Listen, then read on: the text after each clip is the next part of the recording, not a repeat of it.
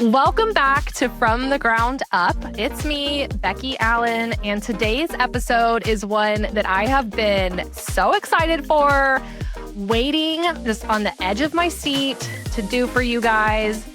If you listened to last week's episode yet, you know that I shared some of the very key moments throughout the journey of building Genesis from the ground up, and how a pivotal piece of that growth has been bringing on a business partner. So today, as my first ever guest on my show, you get to meet her, Dr. Corrie. Yay, yay, yay. She is not just our COO or just my partner at Genesis. She is also one of the sharpest, most grounded leaders that I have ever met and that I have the privilege of knowing. You're just going to love hearing how she's helped me grow Genesis from the ground up, how she thinks about leadership, and just kind of what makes our dynamic work. So let's dive in. Hi, Dr. Corrie. Hi, Becky. You're always my hype girl, so I'm never surprised, but thank you for the kind hype up as always. I love it. I just love to be a hype girl. That's just should be in my job title. It is. That's basically what the CEO does at the end. No, literally.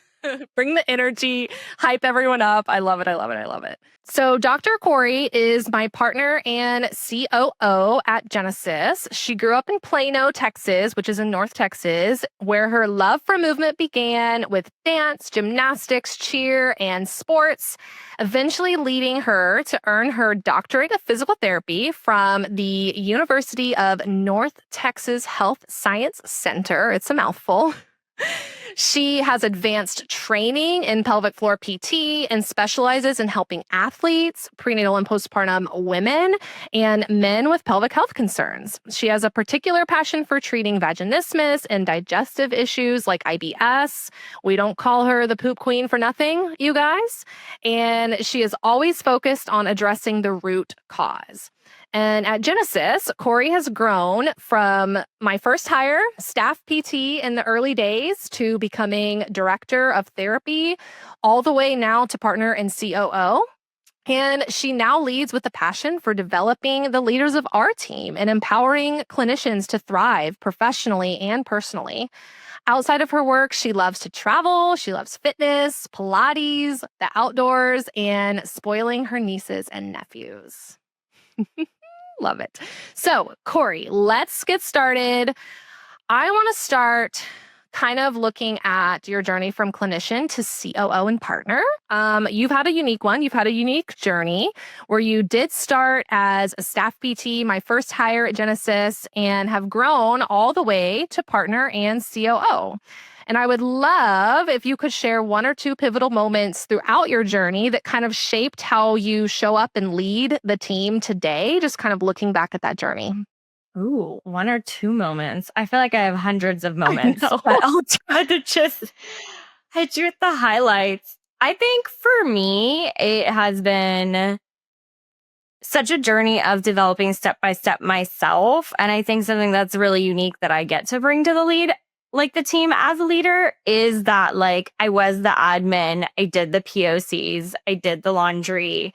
I did the full-time therapy schedule. I did all of those at the same time, just like you did when Genesis was a baby business. And so even though now we have a whole team that they have taken the processes we started and made them better, and I by no means could jump in and do their job, we need them so much.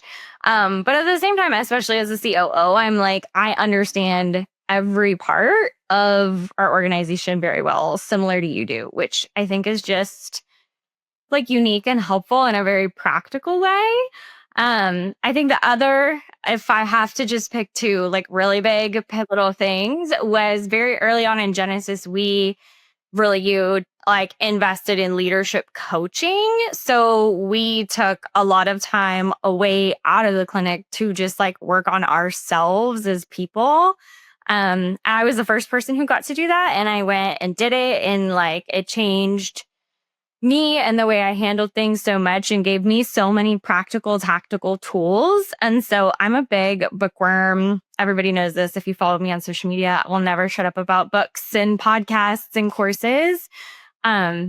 but also like taking the time to go learn leadership skills and other ways really equipped me to like be like, I tell all our leaders all the time, I'm like, this is just a skill. Like we can give you the same toolkit that me and Becky have, and we're all going to apply the tools differently. Just like as clinicians, we might apply them differently, but at the same time, as long as the vision's the same and you have a good toolkit, like anyone can be a great leader.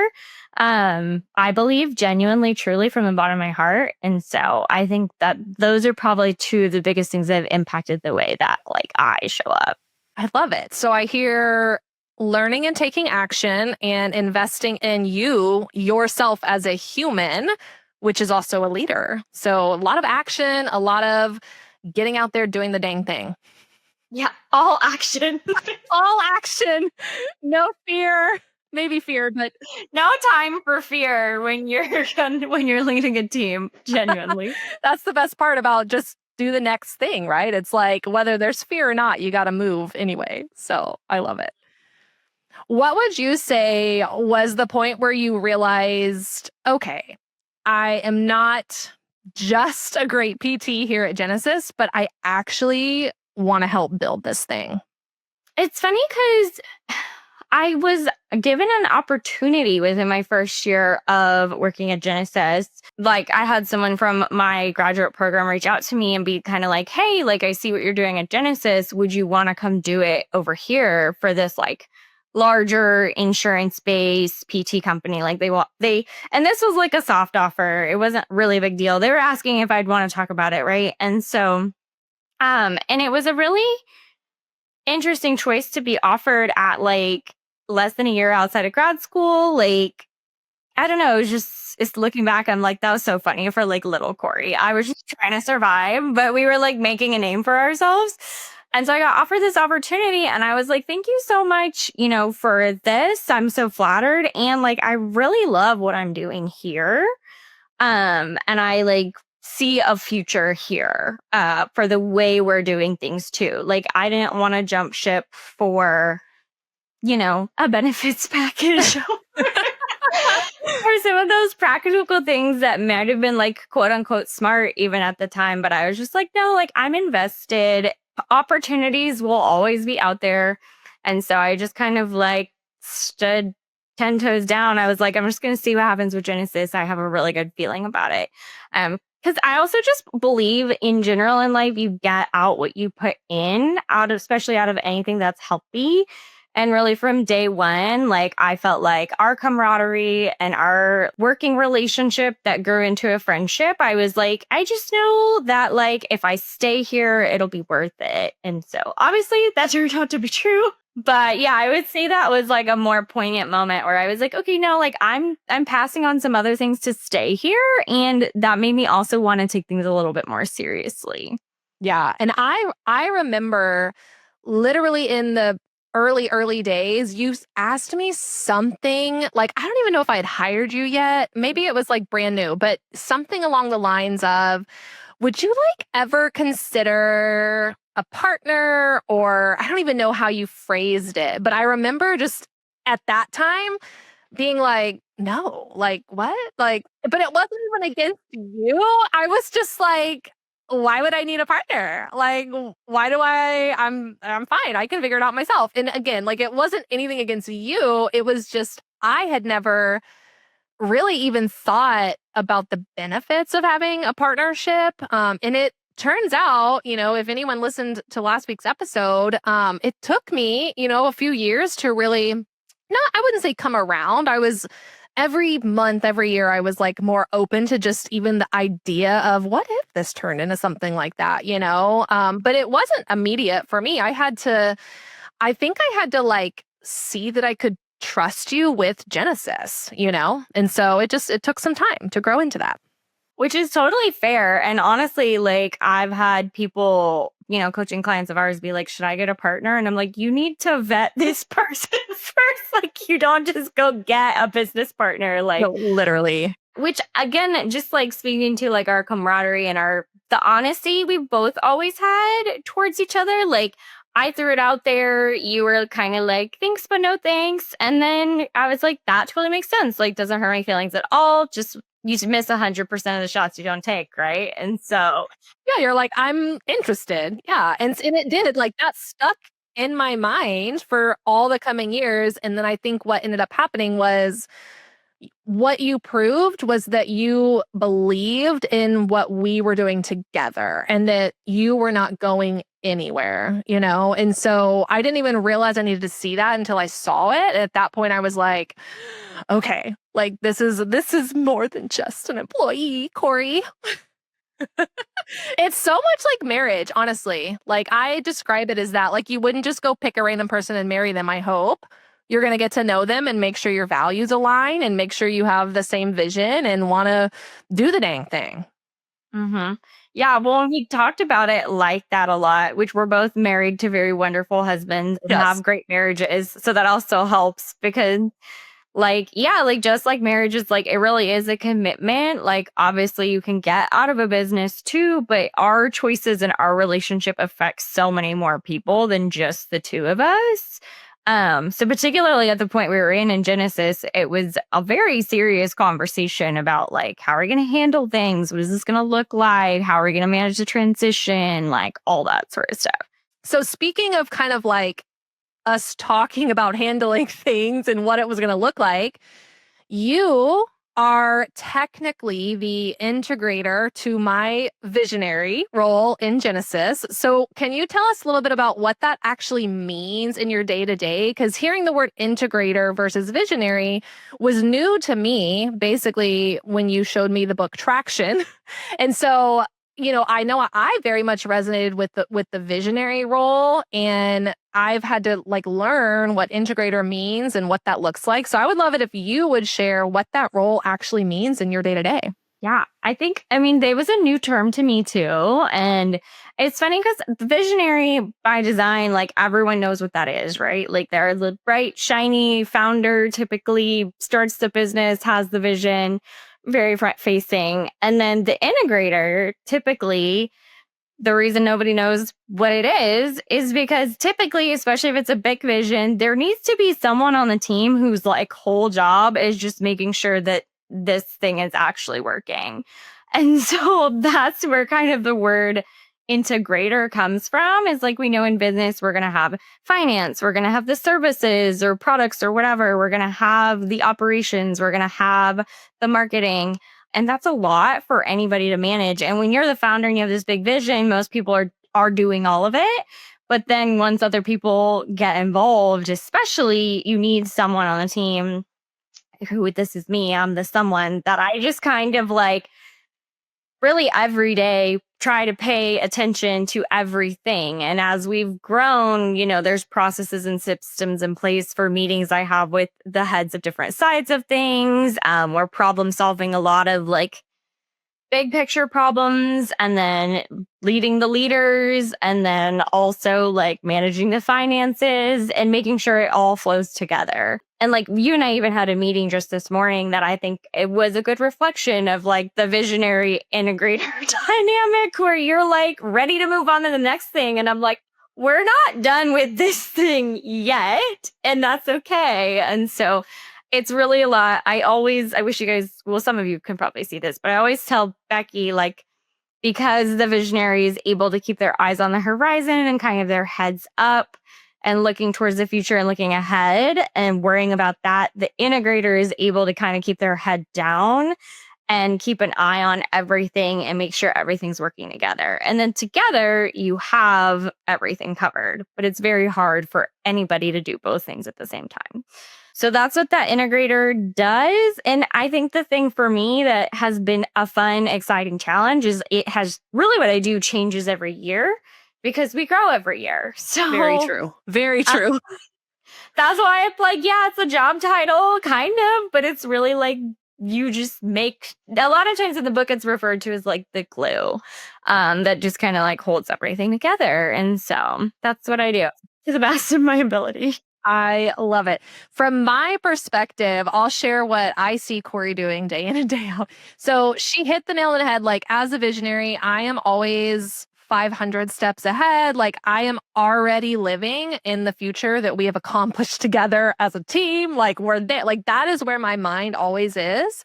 And because of that, I need her to be like keeping us grounded, really, is a good way to put it. And she does such a good job of like just kind of reflecting back to me whenever I do get like, the next thing to try and to do. And oh, well, what if we bring this in? What if we do that? And she does such a great job of just like, I hear that. And, for to make it like long story short, like, what if we just like don't, and like that sounds so like not fun, but she is so fun. And it's fun because it keeps me grounded so that way we can actually stay focused and get the vision done. Like if we didn't stay focused and keep my feet on the ground, it would just feel like it did the first 3 years of Genesis, where we were just going and not thinking about a dang thing. And so that's where I imagine Corrie is. She's like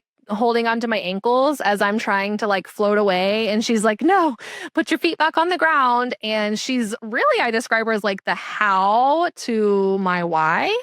So like I have like the vision and she's like, okay, and here's how we're going to do it and what we're going to do. So I love it. Yeah. And that's my passion, genuinely, is like, I think it's funny because the more we've learned about each other and gone through like the traction books, there's been so many times that you've turned to me and been like, you like doing that stuff? And I'm like, yeah, I really do. Like, I like solving the complex problems. I like when, we finally get to the root of like whatever the conflict is and we fix it, and like the way we get to run our company because we're doing such an intentional job. And you're like, I'm so glad you like. No, literally. I'm like, I am choosing to trust that when you tell me you love this and want to do this thing, that you actually mean what you say, because I can never imagine loving this. Oh, that's so great. That's so great. So speaking of kind of the integrator role and being a leader and leading the leaders and growing the leaders of Genesis, it comes with a lot of pressure because as the integrator, like you're the person that makes it happen, like we have the vision and we see the vision, and then literally it's literally your job to make sure it happens. So to do that, we have to keep the team, like the eye on the prize, right? We have to keep everyone, quote unquote, rowing in the same direction. And so curious if you have any like words of wisdom or pearls of how you do that as the integrator, how you help just keep everyone focused and just rowing in the direction of the vision. Yeah. I think it's funny because I know this podcast probably isn't just clinicians, but especially since I am a clinician, I really look at Genesis the same way I look at somebody's like body, right? And so it's like I'm always looking for the root cause of like, okay, this kind of is a persistent problem. So like I want to peel the layers back. So I'll go talk to this person and be like, what are you experiencing? I'll go talk to that person and be like, what are you experiencing? Where is the communication getting kind of messed up? What's the paper trail of this? And so I'm always just kind of like being an investigator, very similar to, again, like being a clinician, because we know you can fix the pelvic floor if the ankle's still messed up. You're just going to end up having the same problem again a couple months later. And so that's the same thing I'm always trying to do in the organization, is be like, okay, why does this keep coming back? And then particularly as a leader, I want to include people in understanding and learning and growing.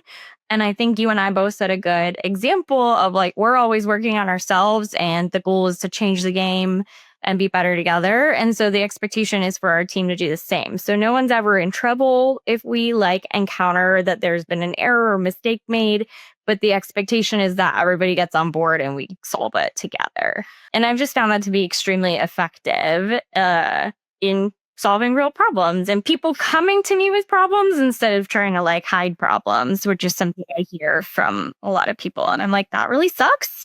And it's a reflection of your culture. Yeah. Oh, it's so true. So speaking of like our culture and leading our team, we have big dreams at Genesis. Like we're trying to do very big things in the world. Like we are trying to literally change the game of pelvic health, which is worldwide. How do you kind of support our team members in kind of balancing that big vision and the clinical excellence that is a standard at Genesis, because we are the best at what we do and we are changing the game, while also ensuring that they care for their well-being and don't burn themselves out and take care of themselves.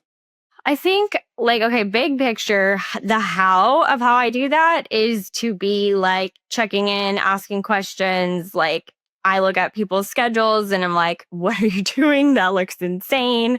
Are they running into issues? How's their affect? Like, we see our team a lot, both virtually and then also at different meetings with the group and everything like that. So staying dialed in as just like a human being and encouraging the directors and the clinic leads and stuff to do the same, frankly.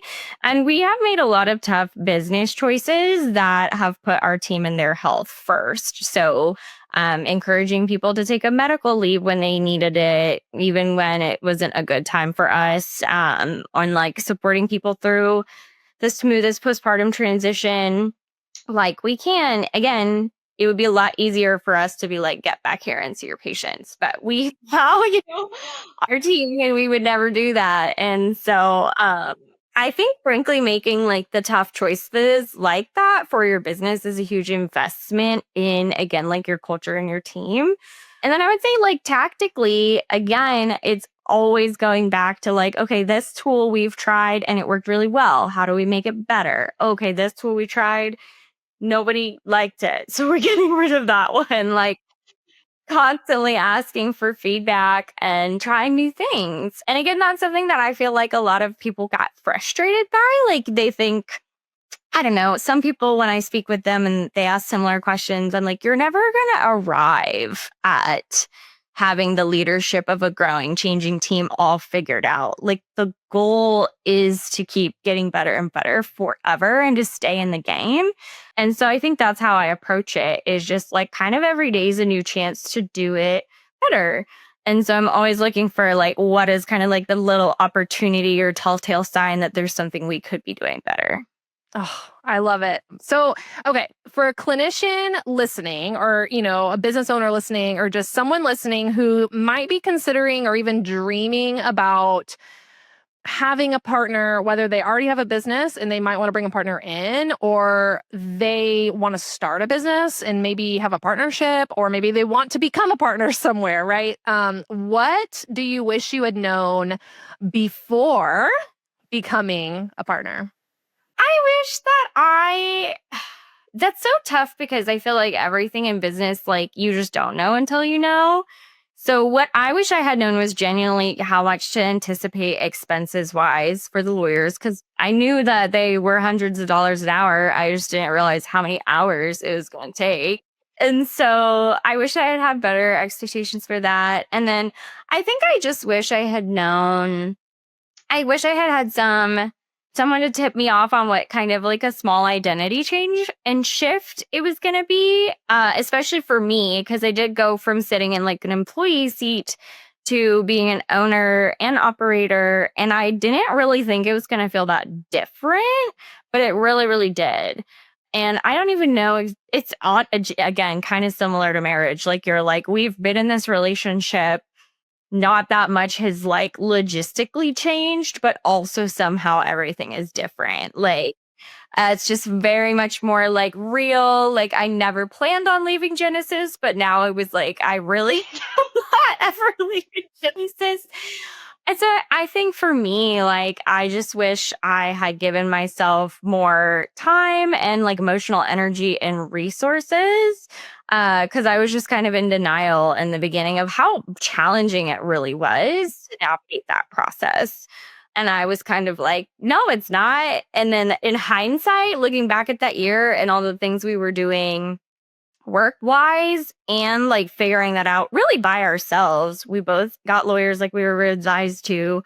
We were just kind of making it up as we went along, like we always do. Yeah. I was like, that was really hard. That was a huge mental drain. And so I don't think I would not go back and like not do it, but I just wish I had looked a little harder, been more persistent for people to help us. Because really that's what kind of pushed at least from my side of the things, like us across the finish line, was I started to pick up the phone and be like, do you know someone who knows something about this? Do you know someone who can answer this question? Do you know someone who would give me the phone number of someone who would help me? And I finally had a friend of a friend who gave me some excellent advice. And that was like the last thing I needed. So amazing. Yeah.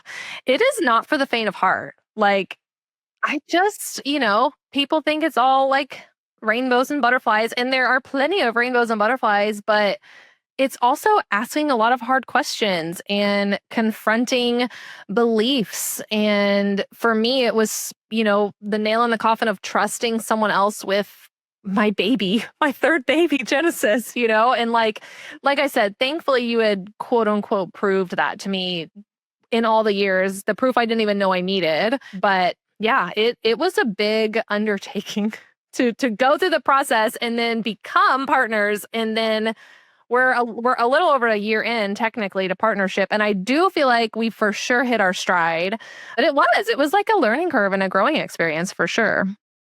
Yeah, I really feel like it took me at least 6 months to feel like I was like used to navigating being an owner now, which in the grand scheme of things is nothing, but it felt very long while I was going through it. And not because like you always are, you're like on to the next thing. So you were like, this is not like a car information, like put it everywhere. I blasted on social media, like boop, on to the next thing. And I was like, I just feel really different. I don't know how to explain it. I'm so dead. It really is an identity thing. It really, really is. Yeah, no, I love it. Well, thank you so much for coming and being in the hot seat and letting me pepper you with the hard questions, hopefully the fun questions, because I know the listeners are going to be so excited to hear all this. And it's a curious thing. It's like there's not many business partners out there doing the dang thing, or at least not doing it well. And so I so appreciate your time and just kind of shedding a little bit of light to the world of becoming a partner and everything like that. Thanks. This was super fun. And people do ask me about this all the time. So I know people are going to love this episode. This is the behind the scenes. Little behind the scenes look at our day-to-day life. I love it. Well, what I hope everyone takes away from this episode is that leadership doesn't have to just be top down. It doesn't have to just be lonely. You don't have to figure it out all by yourself, which was the story I told myself for years and years and years. And Corrie really is such a good example of building something powerful by staying rooted in her why, and not giving up and believing truly that we are better together. That's one of our team values. And I believe that value was born out of a lot of what me and Corrie did together, which is just a really special thing to look back on and to remember and things like that. So again, Corrie, thank you so much for your time. And if today's episode spoke to you, especially if you're a clinician dreaming about growing into leadership or becoming a partner or bringing in a partner or anything like that, share this episode with someone who needs to hear it. Tag us. So my Instagram is at Dr. Becky Pelvic PT and Corrie's is at Dr. Corrie the Pelvic PT. So she has a V in hers, but definitely tag us when you share it or share your thoughts. And please always feel free to DM us. We love getting the DMs from you guys, the questions, the funny comments, the sad comments, just everything that comes in. We're always open. And yeah, you can always reach out. We are so happy to hear from you. So thanks, you guys, and let's change the game.